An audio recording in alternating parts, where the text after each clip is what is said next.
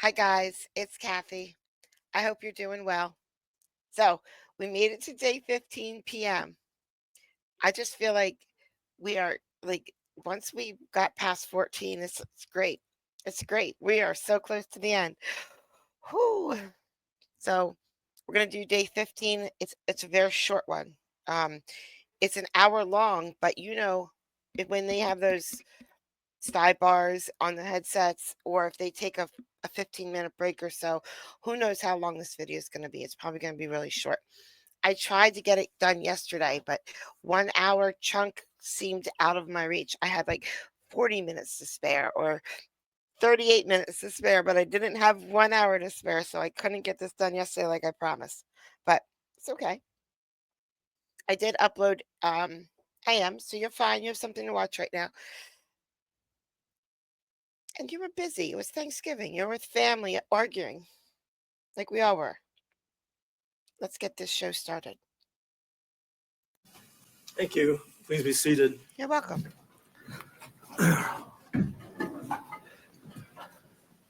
All right, we're back on the record. The record will show that jury is absent, counsel is present, counsel are present, as well as the defendant. The court has reviewed state's proposed exhibits 143 and 144.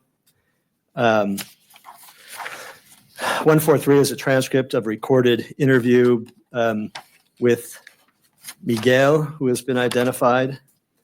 The other one should be 141, Your Honor. 141. Okay, you said 144. I just wanted to make sure we were All talking right. about this. I didn't even think about that, guys. So sorry, something just hit me. So today is day 15 p.m. We have day 16, which is 2 videos, morning and night. Day 17, which is morning and night. And then we have day 18, which is the verdict. Okay? Well, they have to do their closing statements. So we really don't have much testimony to go through. I bet you their closing statements is going to be a day and an AM and PM, right? I mean, are you thinking their closing statements are going to take that long? Maybe not. Maybe just one of them. We'll see. We're going to find out together. But we don't have as much testimony left as you think we have. The same thing. Oh, thank you. Appreciate that. Law enforcement interview between Miguel and who were the other participants? Was that from the sheriff's office? 141 was Detective Barba and witness Ramon Felix Gonzalez. All right. And 141 was, well, it says Aaron Felix Gonzalez. It's Ramon Aaron Felix Gonzalez, Your Honor. And that was also with the sheriff's department. Yes. All right. The state seeks to use these transcripts, play the recordings of the law enforcement interviews with these 2 witnesses. Neither of these 2 witnesses have ever been subject to cross-examination in any manner by the defense. Is that correct? That's correct. All right. State seeks to use these statements for the purposes of redirect or rebuttal evidence. Neither the court's going to sua sponte raise an issue. Neither of the parties has raised it to the objectionability of these two particular interviews. In Crawford versus Washington, 124 Supreme Court, 1334, United States Supreme Court, 2003. The United States Supreme Court looked at a situation, fact pattern, nearly identical to this situation. The court ruled that it's a violation of defendant's Sixth Amendment right to cross-examination to admit hearsay statements, even if they're under a well-founded hearsay exception under the rules of evidence. It's a violation of a defendant's Sixth Amendment right to introduce hearsay statements that are testimonial in nature, that are offered for the truth of the matter asserted, because it's not subject to cross-examination. It's a Sixth Amendment question. It's constitutional. It's the same fact pattern as this. The witness in that case in Crawford, from the United States Supreme Court case, gave a statement to law enforcement officers that was incriminating of the defendant, and the prosecution sought to use that and did use that. The court ruled that that statement is testimonial. It's very clear from case law from the Crawford case and all case law that has discussed it since then as a statement of this nature to law enforcement is testimonial in nature. It falls squarely within the Crawford decision. The use of this particular statements would violate the defendant's Sixth Amendment right to cross-examine and confrontation of these two witnesses. It hasn't been raised. I'm raising it sua sponte because if the court were to allow this, and if there were a conviction, I have no idea what the jury's going to do. I'm not even speculating on that. But in the event that there were a conviction and the court will allow this, We are. I think it's fundamental error that would result in a reversal and a remand back to this court. So for those reasons, and if the state wants to mark these and have these included as part of the court file but not exhibit, I'm happy to do so. Yes, Judge, we'd like to do that, and that would be with exhibits 141, 142, 143, and I believe we have the 911 calls marked too, Your Honor. But before I get to that, and I'll give you Well, that. what's 142? It's the actual recording that the state intended to play. Okay, very well. That we have synced to the transcript. We also have the 911 calls, which we would have requested to play as well. I'll get to that in a minute. But with response to the confrontation clause issue, Your Honor, that was directly addressed in the Prazer-Fong case. And what the court said in that case, first of all, the state's not offering the statement itself for the truth of the matter asserted. We're offering the statement for the purpose of rebutting the defense's argument that the law enforcement officer's investigation was inadequate. That's the reason they indicated they offered them, for two reasons. Because they believed they were false and because the state's investigation was inadequate. And so that's directly on point with the Escalante-Orozco case and directly on point with the Prazer-Fong case. And what the Prazer-Fong case says is that when the defense offered part of the statement, they waived the confrontation clause issue. And that case is the 2005 case in Arizona, Your Honor. And so for that reason, the state believes that the statements should be admissible. And I'll get the other Exhibit numbers. number. All right, well, I have 141 and 143. I'll give these to the clerk. These are not admitted exhibits, just to be clear, and they're to be made part of the court file And I have for whatever 142. purpose. I have 142 here also, Your Honor. Very well. But Are we making that part of the record as well, just for the record? that's the recording itself. Yes. 142 can be made part of the record, but not Thank admitted. you. And I'll find the recording for the 911 and let the court know what that is so we can make that part of the record as Which 911 call is that? They're all the dispatch calls with the individual known as, who identified himself as Miguel. Oh, right. All right. But I mean, obviously, clearly that if either of these witnesses were here and subject to being called and subject to being cross-examined live in court, it would be a different thing because they'd be subject to cross-examination. Obviously, they're not here. I'm sure they're not here. One of them, both of them are Right, but the parts problem, unknown. So, right, but the problem is the defense offered the pieces of their statements that they wanted to offer. The state was never able to rebut that and then claimed the investigation was inadequate and the state didn't get an adequate opportunity to rebut that. That's the state's argument. That's why we're arguing we're prejudiced in this case. free to argue it, make your record, appreciate that. But I feel that this is a very clear to admit these particular recordings and statements by these witnesses who are not here, not subject to cross-examination, and therefore we're not able to fulfill and accord satisfaction to the defendant's Sixth Amendment right to cross-examine and question these witnesses. And I've read these statements, and they contain a lot of information that is highly prejudicial. And for whatever purpose, if they're not offered for the truth of the matter asserted, I think it's even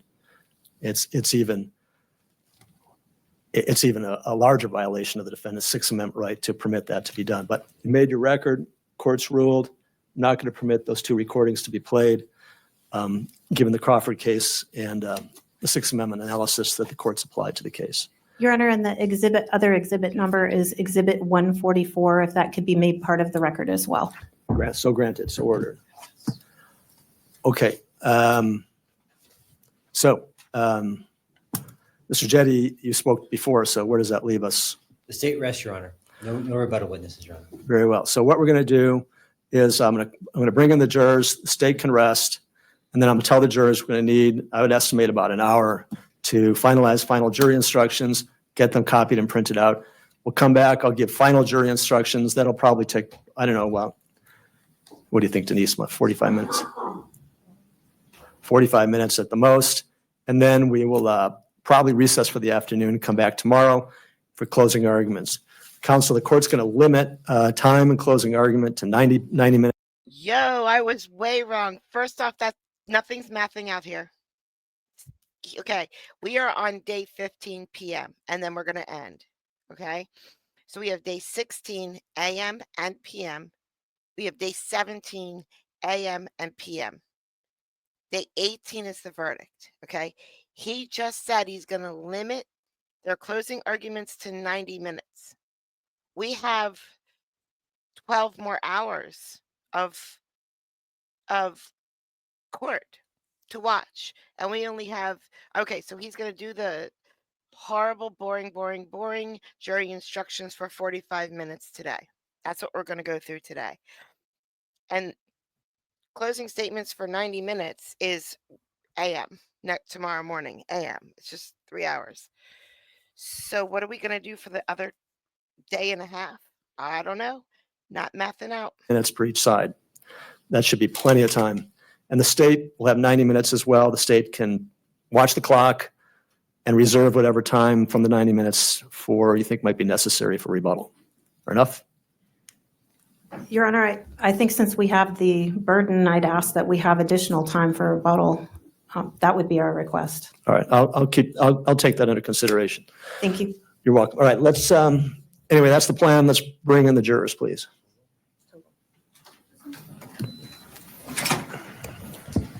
And Your Honor, I think the further record on that is that this has been a 4-week trial. I don't think that 90 minutes is adequate to cover. Well, I think this jury has had the facts presented to them. The jury has had the facts presented to them, and they understand what the facts are. I think it's more about arguing the facts and how they apply to the law. I mean, all of the salient facts have been produced and repetitively. So let's just leave it at that. Tell them how you Not to really mention the feel. fact that the parties had opening statements that were somewhere between an hour and a half and 2 hours each, which basically laid out the entire case in the beginning. Say the words we want to say, Judge. Preach.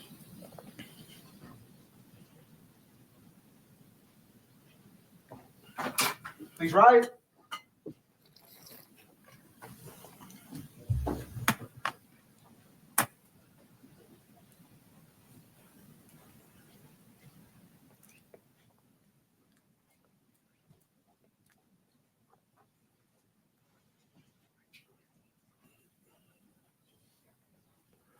Please be seated. The record will show the presence of all the jurors, counsel, and the defendant. Good afternoon, ladies and gentlemen. Let me tell you where we are, what's going on, and what's going to happen next. Well, first, I'm sorry. Does the state wish to present any evidence in rebuttal? No, Your Honor, the state rests. Okay. State's rested. What does that mean? All the evidence is now in. State's presented its case in chief. The defense has presented its case. The state is not going to present any rebuttal case in chief. All the evidence is in. So what I need to do now is meet with the lawyers. We didn't do it over the lunch hour. We took a break. I need to meet with the lawyers. We need to finalize the final jury instructions. We've already been working on it. They have drafts and they've reviewed them. We've been working on them. Once again, so I'm going to have to send you out, but I'm explaining why. Because this is, again, something I can't do with the lawyers until everyone's rested and all the facts are in. Couldn't do it before. We kind of started the process, with drafts of the jury instructions, but now we've got to review it to make final instructions.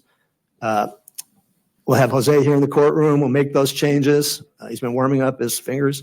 So that gets done efficiently. And once that's done, we'll copy them off. You'll come back in and I'll redo the final instructions just the way I did the preliminary instructions. Then given the hour, what we'll probably do is recess for the day. We'll come back tomorrow at 8:30, and when we begin at 8:30, we'll begin closing arguments by the parties. And following the closing arguments, I'll give you some very brief final jury instructions about what to do when you go back there.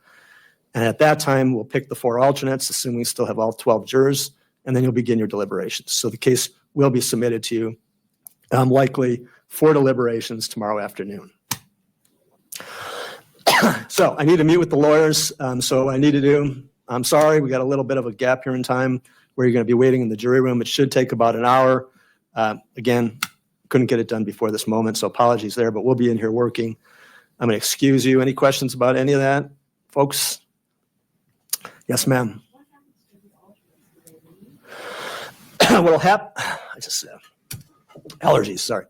What happens to the alternates is, yes, they do not participate in the deliberations. And I'll explain, but since you asked, that's okay.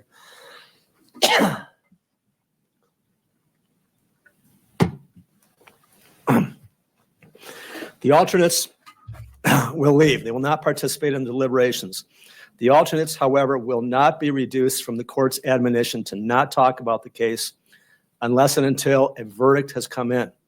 The reason for that is that in case there are going to be 8 persons who are going to end up deliberating, in case any of those 8 persons who are actually deliberating cannot complete the deliberation process. Maybe somebody gets sick or they have a family emergency and there's a deliberation and they can't complete it. What will happen then is we'll draw a name from one of those 4 alternates, and that alternate will come in and substitute in and be part of the jury deliberation process.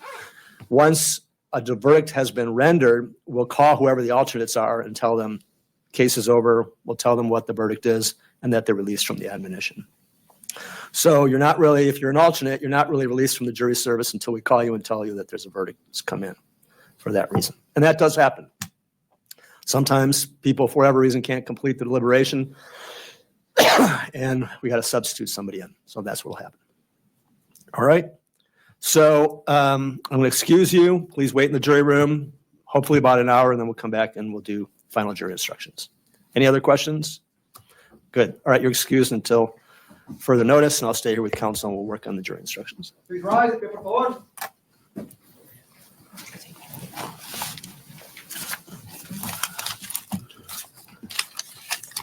If I were all of you, I would fast forward or move on to the next video. Excuse me. But I'm going to be here doing it. I'm going to do the whole thing.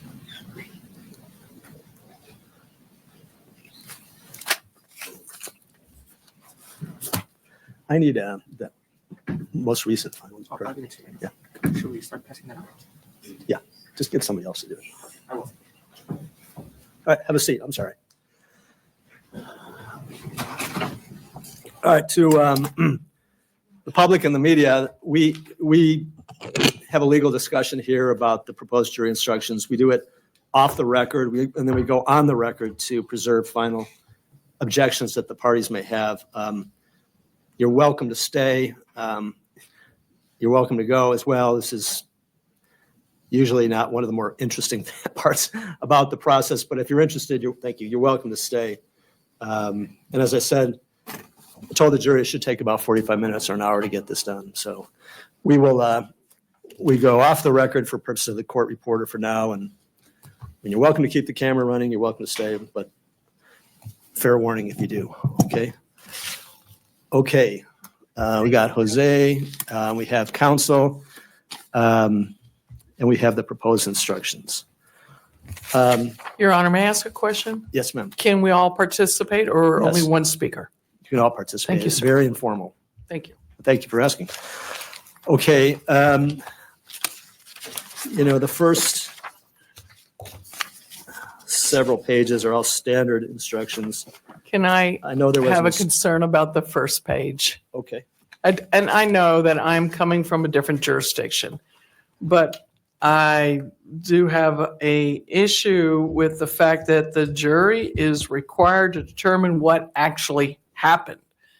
If we were to give them that instruction, then because of the uncertainty of a lot of facts in this case, they will be deliberating a long time trying to figure out who did what and trying to solve the case, which I don't think anyone can, in my personal opinion.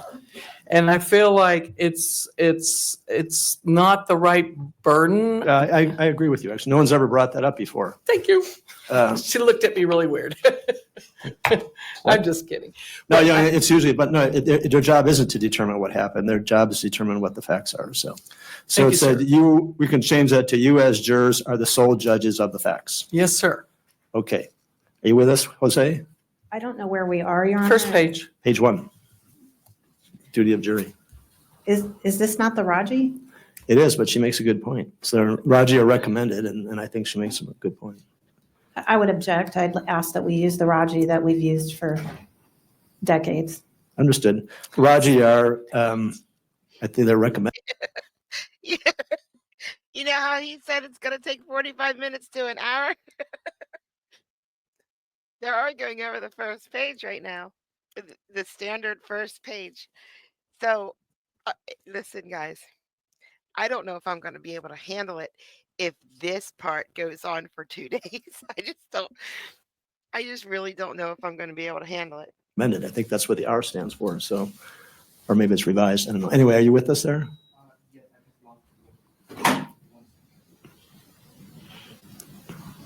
So it's the end of the second paragraph. You as jurors are the sole judges of the facts. And actually, the first sentence of that second paragraph also says you have to determine what actually happened. Okay, Same objection, Your Honor. noted. So look at the second paragraph, the first sentence. It is your duty to determine what the facts are in the case by determining the facts instead of and take out what actually happened. And then the same thing at the last sentence of that paragraph. I don't even think that first sentence makes sense, Your Honor. I think if we just cut it off at, I think if that Yeah, first what the sentence of the facts second are. paragraph, it Okay, is your duty to determine what the facts are in the case, period. good. Okay. So that sentence, it is your duty to determine what the facts are in the case, period.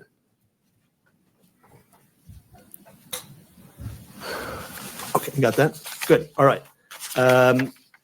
Anything else, let's say through pages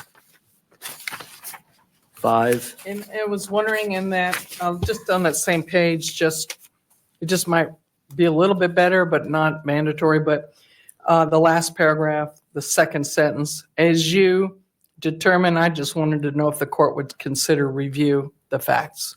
We're on, Pardon? I think it's fine the way it is. Okay, that's fine. I'm It okay. doesn't change the content the way Yes, your sir. other, I have the no, meaning the way your other suggestions, thank you for listening. of course. So let's see, through page 6, 7, or any, stop me if you, I know we had 2 different instructions here depending upon whether the defendant was going to testify or not testify. Judge, and I think burden of proof. I don't- I'm not sure if counsel's asking for the second half of that. Tell On me page what 10 page you're on. I don't know. Four. If did we? Oh, we're on page 4. Yeah. I got too far ahead.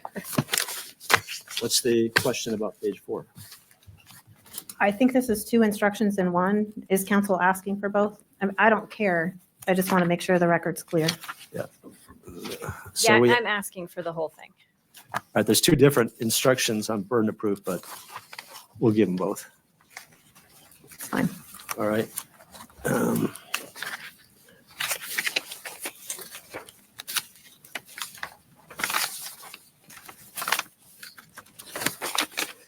Stipulations, redactions.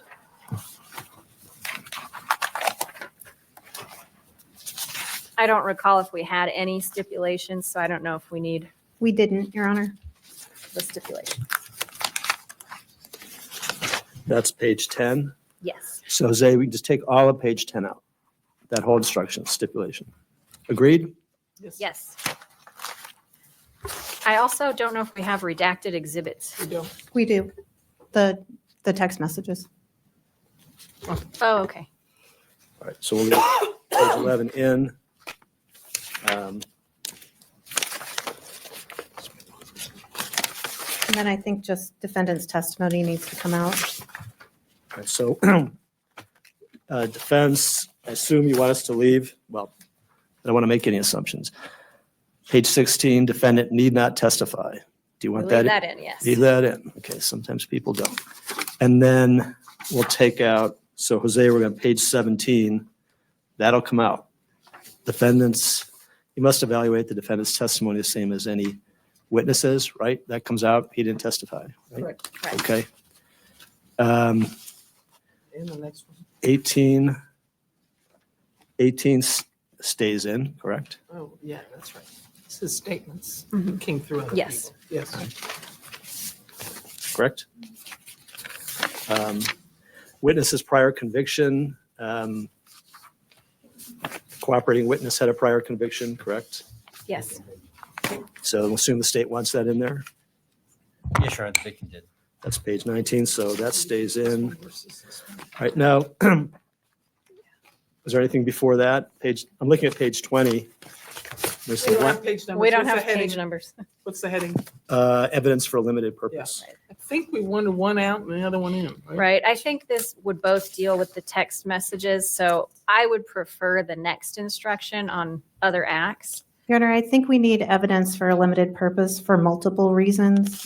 Detective Barba's testimony regarding all of the other witnesses, the court allowed that only for the limited purpose of determining whether their investigation was appropriate. In addition, there were 9 photographs that were photo lineup that were admitted only for the purpose of determining whether law enforcement did an appropriate investigation. In addition, Your Honor, there was the impeachment of Detective Raul Rodriguez that again was only offered for the limited purpose of determining whether the investigation was appropriate. They were not offered for the truth of the matter asserted. Those are very important instructions for the state. Right, I think there was a number of times I gave limiting instructions on hearsay and otherwise, so. So what Yeah, do you that- fill in? I So would- here's what, let me tell you the language I propose to use, okay? So I think we do need the instruction.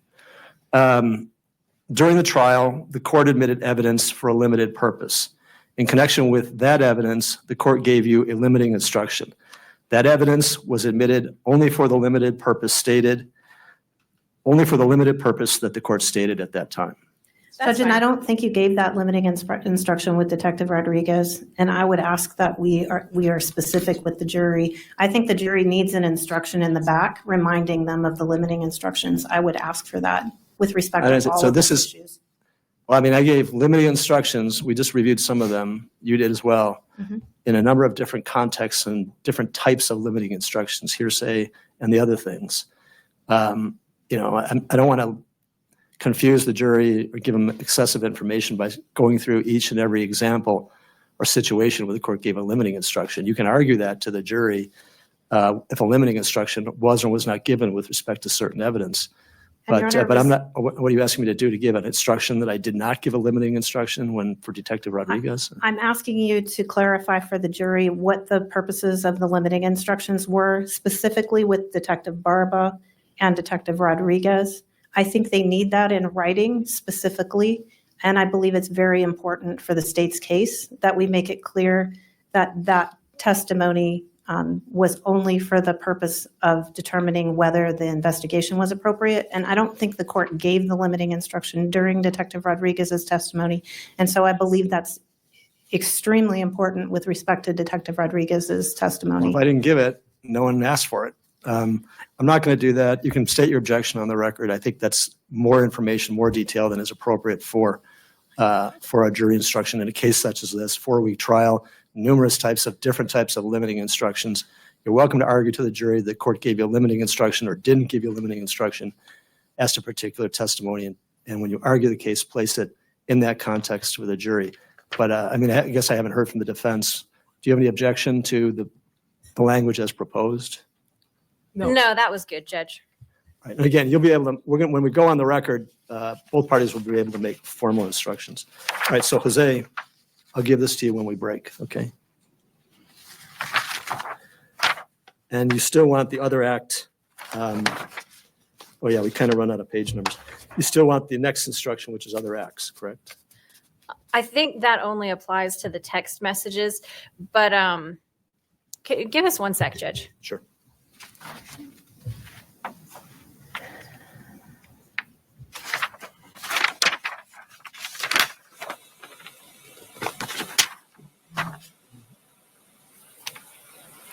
Okay, this is good. We get to move some of it along. Oh, Could you reread one more time what you're proposing on the other one? Of course. Limiting instruction. Evidence for a limited purpose. During the trial, the court admitted evidence for a limited purpose. In connection with that evidence, the court gave you a limiting instruction. That evidence was admitted only for the limited purpose that the court stated at the time.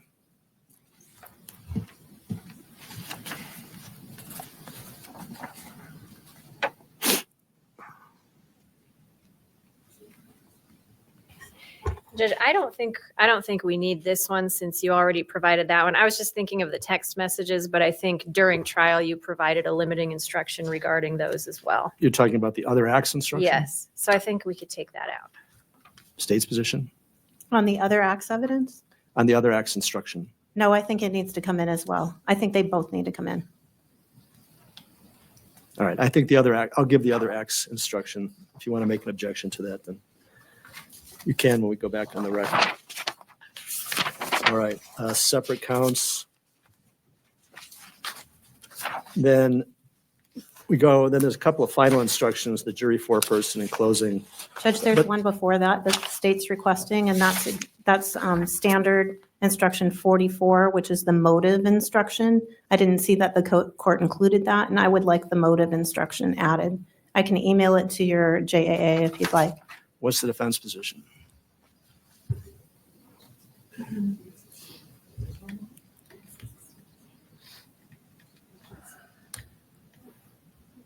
We're okay with that, Judge. All right, if it's fine, then there's no objection by either side. I'll give it. Yeah, if you'll email that to Jose. It's a very Once short. we read it, of course. We like to read it too. Sure, it's really short. Yeah. I'll Well, include email the it. defense, of course, as I'm ethically required to. Okay. So what I was then saying is we go into, these need to be just reorganized. There's some closing instructions and we'll take those out and those will go. I'll read those, thing about the jury foreperson and the closing instruction. I'll read that after your closing arguments. So then we're going to go to the statutory definition of the elements. So I'm looking at the first one that says second degree murder.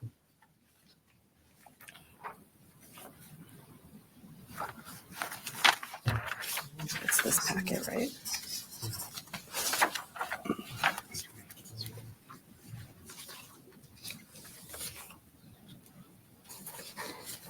Judge, the only thing we had on that were some punctuation issues. And it looks like the new second degree murder, I think Comma, it's now has some brackets. I'm looking at page 33. Is that Oxford, comma. Oxford commas are getting everybody nowadays. what the court's looking at? No, I'm just looking at the one that says second degree murder, the crime of second degree murder requires proof of any of the following. It just says the elements. There's no Your Honor, I would have had knowingly under number 2 instead of new, but that may be just your state. I don't know. But everything is intentionally, knowingly, or they're all recklessly, and that one just says no. I just thought knowingly would fit better. And Judge, I think this tracks the statute. Yeah, I think so too. Okay, and that's something I'm not aware of. That's fine. And All Your right. Honor, we got a new set from the JAA for the end of your jury instructions. So I think they've been redone already. And he included some bracketed I know. language as well. We're gonna get to that. Okay, but But it's the one the that same the one that I have, the instruction. second degree murder is just the Raji, just from the. Right, but It's got 1 or 2 or 3. it's the same instruction. It's just later in your packet. It's the exact same instruction. It just has additional bracketed language. Oh yeah. Let me see. All right. What do I? It's on page 33 of what Jose gave us. Yeah, but Oh, what 33 is? I understand. It looks like I'm Go back to that. looking at something different.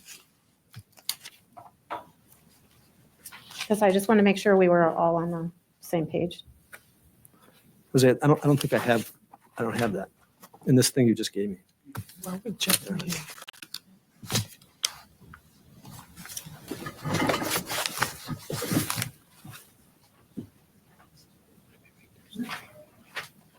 Which one? 33 is over here. We haven't gotten them yet.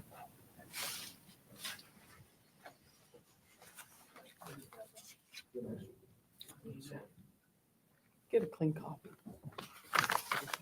This is just. You can look at this one.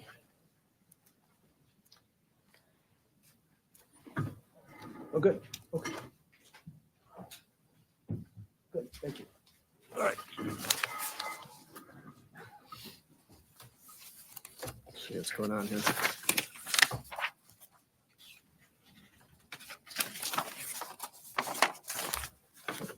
And I sent that instruction to Jose, so he should be getting it in a minute.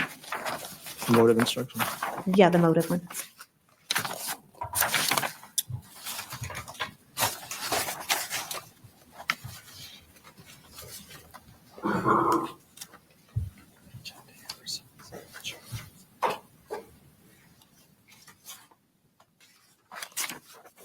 All right, I see what you're talking about. I don't know what the difference is. But... Oh, it just substitutes the initials of the deceased, right, for another person. Yes, Judge, and there were some typos and some What about- formatting issues as well. What about with the first one, what about the first one that has GCB? I think we could put Gabriel's name in there, Gabriel Quinn Butimea. I don't think it needs to say of another person. So I think putting the victim's name in is appropriate.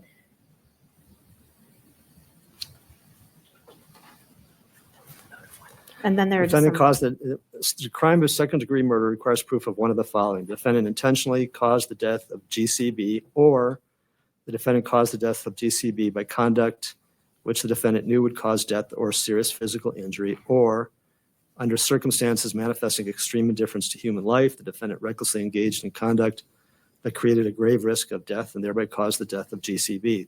The risk must be such that disregarding it was a gross deviation from what a reasonable person in the defendant's situation would have done. I mean, that's Yes. that's the instruction. yes, I don't have any objection to the instruction, Your Honor, just some formatting issues. I just wanted to bring to the court's attention that we had this twice Okay, in the good. packet you sent. All right, so that one's okay. Just that I would ask that we move the or up to the first line, and that we would put a semicolon in the second line, at the end of the second line, the number 2. All right. I'll go over that with Jose. We'll go over that later. And then there should be a period at the end of number 3.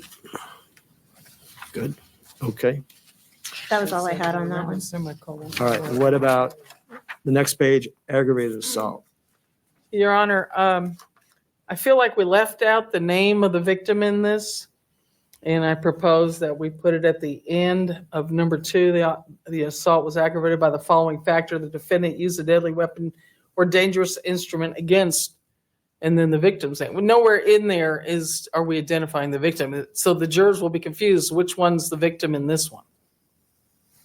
Okay. I don't have an objection. I would add it to number 1, Your Honor. The defendant committed an assault on Daniel Ramirez. But it's and. On Daniel Ramirez, and the assault was aggravated by the following factor: the defendant used a deadly weapon or dangerous instrument. And then also under the assault definition, I would, Hold on. Let's get to, how about that defense? The defendant committed an assault on Daniel Ramirez, comma, and, does that work? And the assault.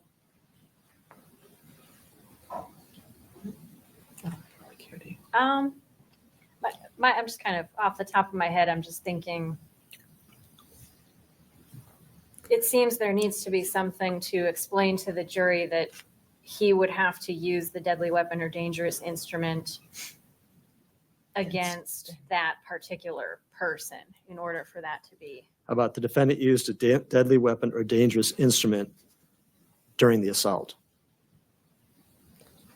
I don't have an objection to that, Your Honor. I don't think it tracks the statute. I think it's unnecessary, but I think adding on Daniel Ramirez is fine. And I also think- Adding Daniel Ramirez, I mean, I take your point that it's, so they're not confused about who the victim was on that particular charge. But, Right. Can we All put right. the name in both? all right, And so Your I'm Honor, I think we could add it again down in the assault. I would ask that we not add it to the deadly weapon portion, but intentionally put instead of another person, we could say Daniel Ramirez. So what I'll say is then under it says assault, the crime of assault requires proof that the defendant intentionally put another person, and then I'm going to put in parentheses, Daniel Ramirez, in reasonable apprehension of imminent physical injury. Okay? Yes. Then we have definitions, knowingly, intentionally, intent, recklessly, reckless disregard. Those are all, And I'm sorry to go back, but I don't think we ever cleared up whether we were going to use Gabriel's full name in the second degree murder. The state is requesting that we use his full name, Gabriel Quinn Butimea, instead of the initials. I leave that to the court. okay, full name.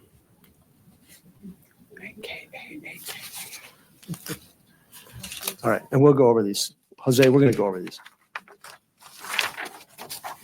And if, just to be consistent, if we're going to use full names, when we go back to the aggravated assault, we'd ask for Daniel Ramirez Ruiz, AKA Daniel. See, this is what starts to happen, okay? Well, And we're trying to get this done so we don't keep these people waiting here all afternoon for changes in semicolons and stuff like that. If there's something really substantive, let's raise it. Otherwise, I really don't want to hear it. You know, if it's something that substantively changes, Good job. the Judge. actual instruction clarifies it in some way, but, you know, we're not going to, a lot of this is, I just put Daniel Ramirez and we'll do that. It's just to make sure there's no confusion between the two victims. All right. And if you want to make an objection on that, you can do it. All right. So then we go into the definitions. Those are all standard. Anything We're missing physical force, the physical force definition. We have deadly physical force, but we don't have physical force. All right. Do you have that? You send it to, I do, Judge. send that to Jose, send it to defense counsel. It is in there? Where I is see that? physical injury, but I don't see physical force. Oh, yeah, it is up there. Where is it? It's on the top of the next page. Where? After, page? That's not a definition. That's actually the instruction on justification. what's in the one I have? Oh, Definition of deadly physical force. Deadly physical force means either force which is used for the purpose of causing death or, right. It's not the deadly physical force we're missing. It's physical force Oh, we're physical. missing. oh, I got you. So would you like me to email that one? Yes. Okay, so we need physical force akin to email. All right, now then, anything else about the definitions until we get to causation, ignorance of fact? So the I next, don't think the dangerous next offense. series, what's that? I don't think dangerous offense should be here, Judge. That's for the aggravation phase. Yeah, I agree. Oh, okay. So that one needs to come out. Thank you. All right, out. Good. So the next series of instructions are all defense requested instructions concerning justification.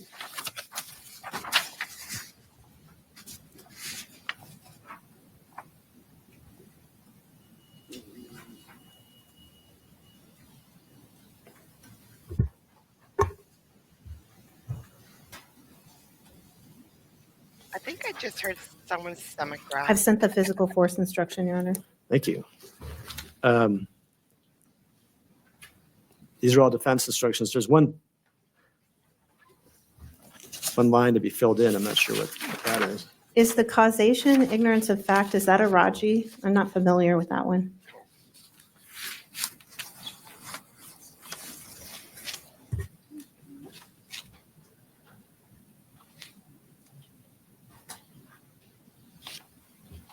You want it? You want it? I don't think we need it. Yeah, I don't know that we need the causation or ignorance of fact. I'm not sure why that's in there. These are, if you don't want it, these were ones that you Yeah, suggest- we can take that one out. All right, causation, ignorance of fact, we'll take that out. And Your Honor, I think So for the justification use of physical force, I don't think that one applies because I don't think there was physical force used in this case. If you look at the definition of physical force, what it says, this is the instruction I just sent to everyone. It means force used upon or directed toward the body of another person and includes confinement, but does not include deadly physical force. I don't think there's any facts in this case that Mr. Kelly physically assaulted anyone, so I don't think that definition comes in. It's duplicative of the deadly physical force one, and that one is the one that I think is applicable. And Judge, I would just say that if Mr. Kelly is firing up into the air to try to scare people off of his property, then he is using physical force. He's not using deadly physical force. He's threatening deadly physical force, arguably, and also using physical force. That's not physical Well, force. Let me say, I've read a lot of case law on jury instructions for justification and self-defense. And they consistently say that if there's, I think the word they use is a scintilla of evidence to support the defense, the court's got to give the instructions. So I'm going to give that instruction. I just haven't heard what the scintilla is, Judge. That's the only thing I'm looking for is we have a defendant who shot his gun in the air. It's either threatened use of deadly force or deadly force, depending on whether you believe he shot it in the air or whether he shot it at them. Got it. You can make formal objection when you Okay. get to it. What about the rest of these? These are defense requested instructions. Do you want these instructions? Judge, and I would argue that Can I hear from the defense, please, first? oh, sure. Yes, Judge, we want justification for self-defense, involving physical force, and justification for defense of a third person, justification in defense of premises. And that one, somebody stop you. I don't know what, there's a blank there. I'm not sure what that was. Do you know what that was? Justification in defense of premises. What line? It's, I don't have page numbers anymore, but it's in the middle of it's the bottom half of one of the pages. And the first line, there's just a blank. What, Oh, it was some brackets that I needed to add, so I left it blank. I didn't know what certain brackets had, but I did add them in there. Oh, you have those? All right. What does it say? What's in the brackets? In threatening to use deadly force, deadly physical force, in using physical force, in attempting to use physical force, in threatening to use physical. Judge Karen Perosh, I can just give you my copy. Yeah, that'd be helpful. I appreciate that. I mean, I don't know why it's difficult to work off the same, different pages. Thanks. Thank you. All right, I got you. And Judge, I would like to talk about the third person one as well before I know you're looking at this one right now, but I would Well, the like to third person discuss that one. is his wife. Yeah, Judge, but she's inside the house. There's no indication that anyone ever threatened her. So there's no defense of a third person here. Well- She's inside the house. No one ever pointed a gun at her. No one ever pointed a gun at anyone. Well, the case law, as I said, says any scintilla of evidence. I don't know what a scintilla is, but it's probably one half step above microscopic. I'm not going to commit error by not giving instruction if there's any evidence to support the instruction. That's what the case law says. That's what I'm going to follow. Now, what about on this justification of defense of premises? There's some bracketed in there. We've got to select one There's or a lot more. of bracket even above that one, Judge. I'm on 31. Oh, right. You're right. That needs to be fixed. And Judge, as to this one, this is completely inappropriate. There's currently legislation pending because the legislature recognized that this justification defense does not apply in this case. The reason is because it requires that the offense occur on the premises, which is defined as the residence. Your Honor, Oh, wait. that legislation that she's referring is just purely castle doctrine on shifting the burden of proof. It has nothing to do with giving the ability to shoot someone out in the property like a lot of the media is saying. Well, wait. It's a castle doctrine. What is there, legislation pending? Yeah, Judge, and obviously council hasn't looked at the legislation because the I- legislation It's not law. specifically It's not changes. law. Right, Judge, but what I'm saying is the reason why the legislature is changing it is because they recognize that this justification does not apply in this specific case. Well, they haven't changed it yet, and the governor hasn't signed it yet. I'm not saying that, Your Honor. I'm saying this one doesn't apply here because it's the definition of premises in the statute, which has been left out of the version that defense counsel provided. The definition of premises includes that it has to also include a house. So they have to be trying to get into a house in order for this justification defense to apply. And Your Honor, to remind you that the threat came to them while they were in their home. Well, to me, that's a scintilla. Premises, just, I had, Yeah, and Your All Honor, right, all right. We're bouncing around too much. Part of it is my fault because I'm working off a different draft. Let's look above that on page 31. Ms. Lothar points out, says physical force, there's some brackets there. The brackets mean there's alternative language that can be used in the instruction. What is let's go through this more systematically. What is the defense position on which of those elements should be used that is bracketed? I'm sorry, where are we? Right here. Page 31, physical force was necessary to protect another's use, attempted use, apparent attempted use, or threatened use of physical force against a third person. I think we might need more than one of those. So could we do or? So physical force was necessary to protect against another's, I would say certainly attempted use or apparent attempted use or threatened use. Well, actually, I think we need use too. I think we need all of those. We just put an or of unlawful physical force against a third person.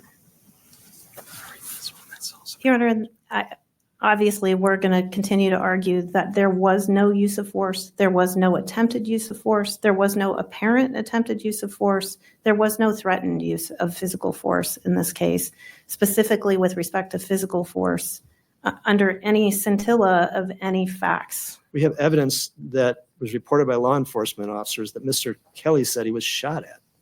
Now, you don't agree with that, whether it's proof or not, but I mean, if there's evidence in the record that the jury heard that the defendant says he was shot at. And then 6 minutes later, he said, I don't know, wasn't shot at. It was from another direction. I don't know what direction it came from. And then when he talked to Detective Ainsa, he said, no, I don't know where the shot came from. And he's inside his house. So that he's not shot at, he's inside his house. On all of the fact scenarios, he says he's inside his house.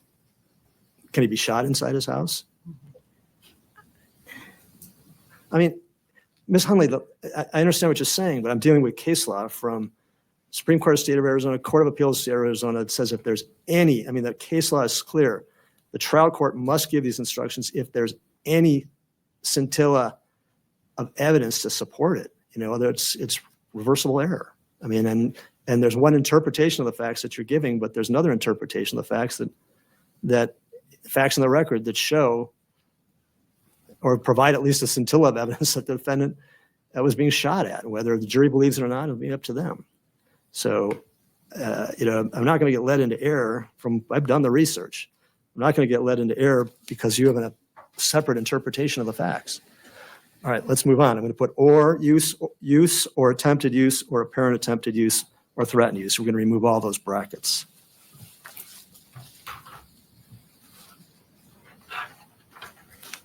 All right, what about number 2, Ms. Larkin? And let me hear from you first. Same thing, Judge. We'd ask for the ors. Remove bracket.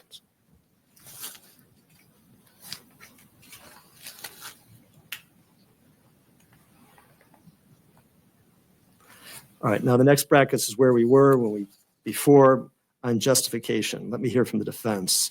A defendant in lawful possession or control of the premises is justified in, and then there are 1, 2, 3, 4 alternatives there. I think the same thing's appropriate, the ors, and keep all of them.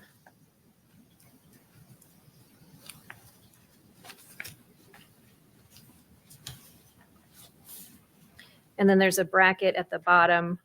It says the force used may not be greater than reasonably necessary to prevent the attempted criminal trespass. So I'd say the attempted or actual criminal trespass.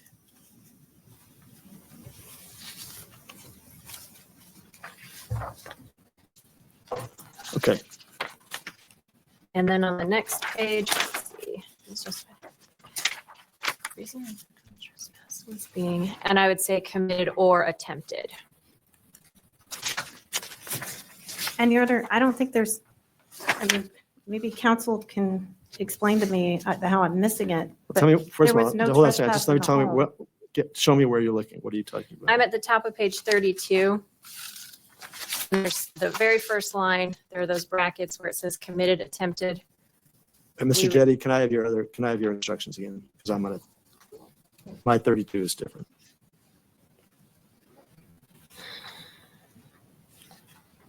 Sorry about that.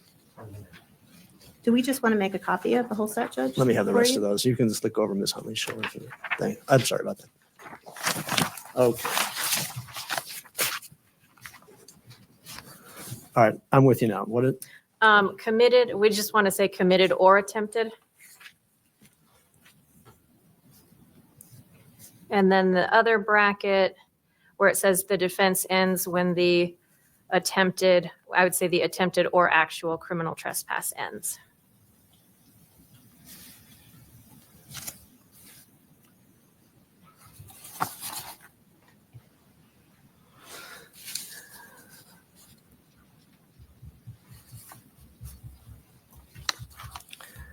okay. Then the other instructions that follow were instructions that were included in, I don't remember if it was the states or the defense, but in anticipation of the possibility that there was a lesser included offense instruction added, I assume. Sorry, we'd ask to take those out. Negligent homicide, homicide. manslaughter. We want them, Your Honor. Are you requesting lesser includeds? Yes, we are.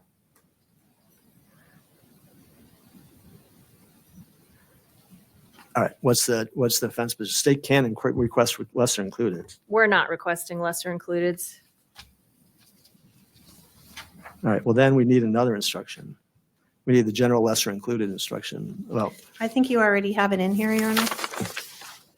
If you look down to page 33. Is that what you're talking about? and Mr. Jetty, last one he gave me was 32. Oh, I've got it. Sorry. Sorry about that.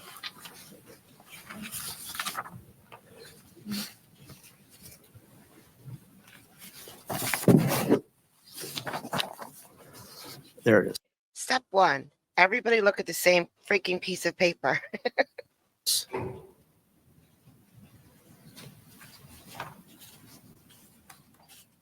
Are you on page 33, Judge? I'm there, yeah. I think we would just need to take out that second degree murder because it is a duplicate, but that is the lesser included from the Raji. I think they should all go in order, Your Honor, starting with second-degree murder, then the lesser, then the manslaughter description, then the lesser of the negligent homicide.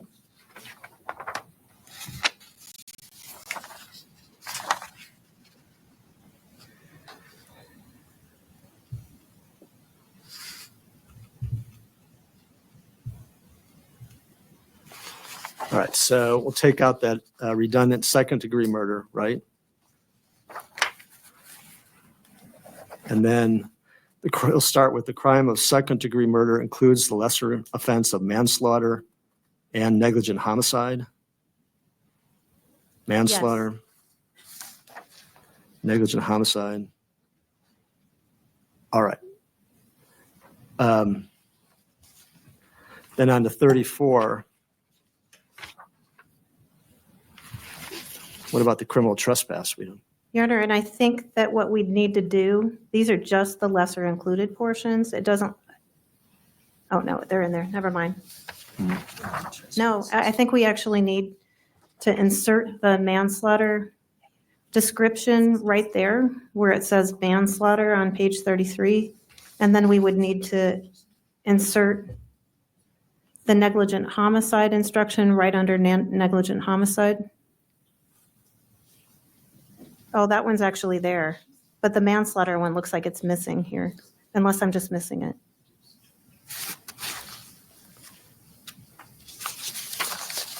And I think the only manslaughter that applies is the reckless, so I don't think we need to say it can be committed in two ways.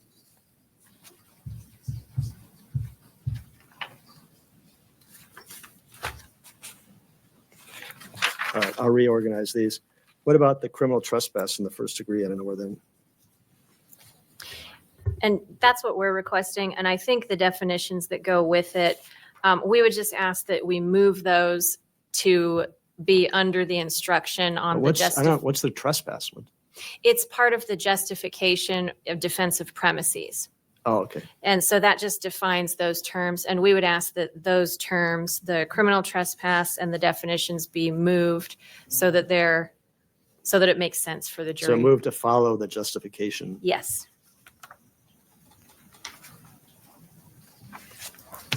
All right.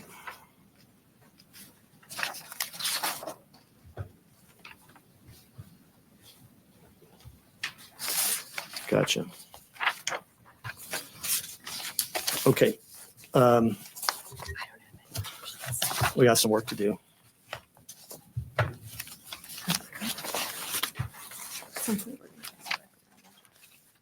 Your Honor, would you like to hear my argument about the justification defense and the premises issue? Go ahead. There is a case on point, State versus Level, 97 Arizona 269, that talks about how the trespassing has to be in the premises. The definition in 13407 says that premises means any real property and structure adapted for both human residence and lodging, whether occupied or not. So this justification defense only applies when someone is getting into the home. There are no facts in this case that anyone's getting into the home. That's why this does not apply. Where does that definition come from again? 13407 subsection C. Right. And when we give the definition of criminal trespass in the first degree, it's misleading because the justification definition is limited to premises. And the criminal trespass in the first degree also has the fenced residential yard. And so that's misleading because the justification defense doesn't apply unless somebody's physically trying to get into the home. And so for that reason, Your Honor, I think that these instructions are completely misleading for the jury.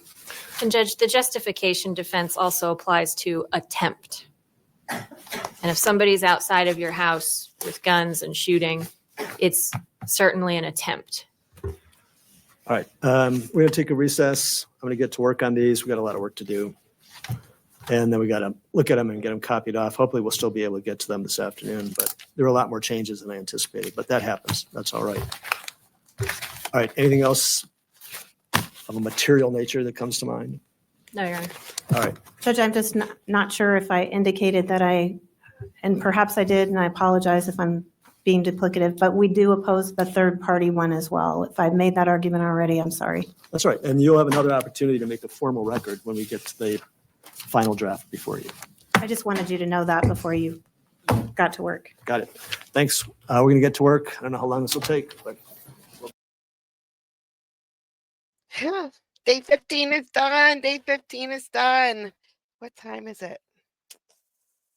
Oh, gosh, I don't have time for another 2-hour right now. Courts are about to open. Oh, well, some courts have already opened.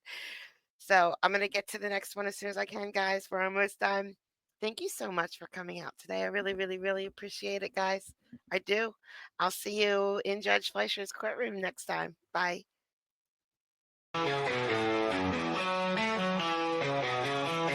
Got these life echoes, digital dreams.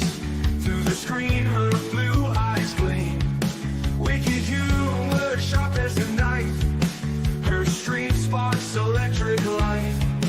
Late night when the world sleeps, she's the friend that always keeps. Giggles roll like thunder loud. She stands out in any crowd.